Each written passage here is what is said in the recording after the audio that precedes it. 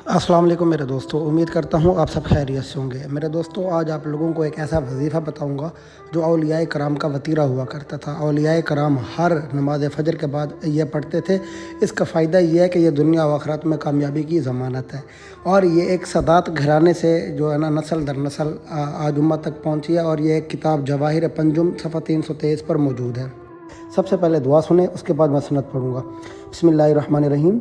अल्लाहुम्मा फ़्तह अला अबवाब कुल्ली खैर कमा फ़तहत अला अंबियाइका व औलियाइका बिरहमतिका या अरहमर राहिमीन व सल्लल्लाहु तआला अला खैर खल्क़िही मुहम्मद व आलिही अजमाइन। ये दुआ हर नमाज फ़जर के बाद अगर कोई इंसान पढ़ेगा तो वो दुनिया और आखिरत में कामयाब होगा।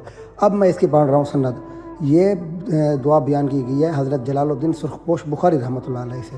उन्होंने सुनी थी हज़रत सैयद बदरुद्दीन बाखरी रहमतुल्लाह अलैह से।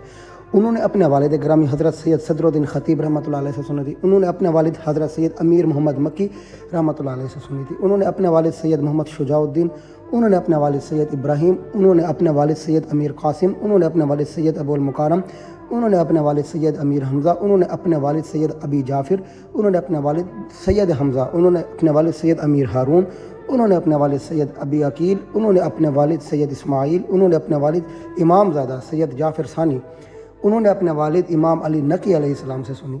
ये एक सनद बयान की गई है कि हज़रत जलालुद्दीन सुरखपोश बुखारी ने बयान की। उन्होंने अपने ससुर हज़रत सैयद बदरुद्दीन शाह साहब से सुना, उन्होंने फिर अपने वालिद से चलता सिलसिला ये इमाम अली नकी अलैहिस्सलाम तक आता है।